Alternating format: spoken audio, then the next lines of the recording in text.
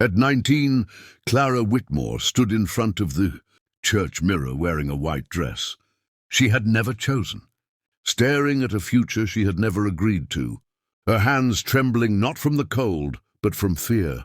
The lace sleeves felt heavy like chains, and the veil resting on her head might as well have been a blindfold. Outside, the town bells rang joyfully, but inside her chest, something broke quietly over and over again. This was not a love story. It was a transaction. Her father had decided. The town had approved. And the man waiting at the altar, Elias Blackwood, was a stranger wrapped in rumors darker than the storm clouds.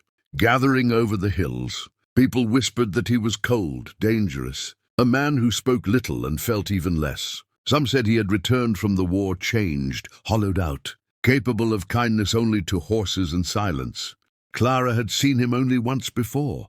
From a distance, his posture rigid, his eyes unreadable. That single glance had been enough to fill her nights with dread. When the church doors opened and Clara began the slow walk down the aisle, every step felt like she was walking away from herself. The townspeople smiled, nodded, murmured approval, blind to the fact that she was being handed over like property. Elias stood tall at the altar, dressed in black, his expression calm but distant. He did not smile when he saw her. He did not reach for her hand until the priest instructed him to. And when his fingers finally closed around hers, they were warm, unexpectedly warm, but firm, as if he were holding something fragile and precious instead of something he owned. That confused her more than cruelty would have. The vows were spoken, her voice barely carried. His was steady, low, controlled. When it was done, when the town applauded and the bells rang again, Clara realized with sudden terror that there would be no turning back. She was his wife now, a girl married to a man she feared, bound to a life she had never dreamed of. The ride to his homestead was silent. Snow fell softly around them, blanketing the road in white, as if trying to hide the truth beneath beauty. Elias drove the carriage, focused ahead, never once looking at her. Clara sat stiffly beside him, clutching her coat, her mind racing with everything she had heard about him. She waited for harsh words, for rules, for demands. None came. The silence stretched until it became unbearable. When they arrived, she expected a cold, empty house, but instead found warmth, a fire already lit, food prepared, and a bedroom with fresh linens. Elias gestured briefly. "You can rest. You've had a long day." That was all. No threats, no commands. He turned and left the room, closing the door gently behind him. That night Clara did not sleep. She waited for footsteps, for anger, for anything. Nothing happened. Days passed. Elias spoke little but never unkindly. He never raised his voice. He never touched her without permission. He worked from dawn to dusk, tending land, helping neighbors in secret, returning home exhausted and silent. The town still whispered.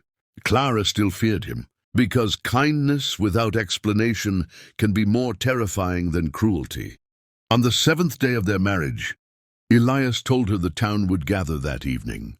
"There's something I need to give you," he said.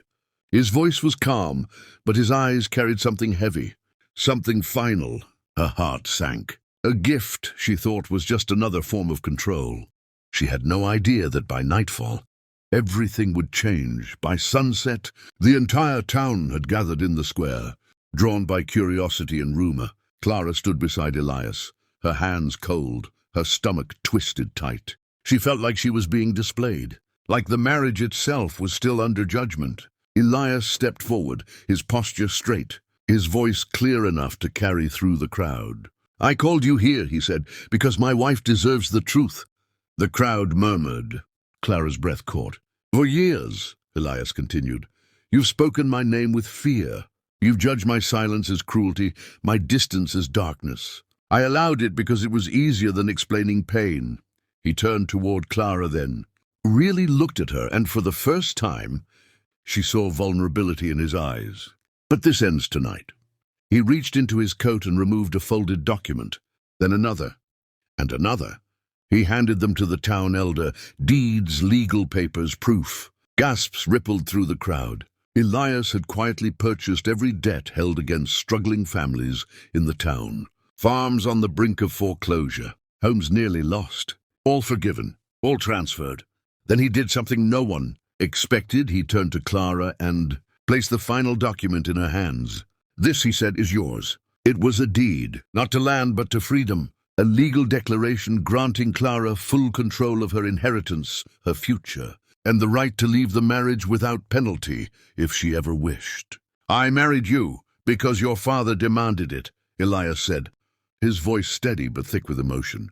"But I vowed the moment I saw your fear that I would never be its cause." The town stood frozen. The man they had feared had just given away power no husband ever would. Clara's hands shook as she looked at the paper, then at him. "Why?" she whispered. "Because love that cages is not love," he answered. "And if you ever choose to stay, I want it to be because you want me, not because you're trapped." Silence fell over the square. Then slowly the whispers stopped. That night, for the first time, Clara slept without fear.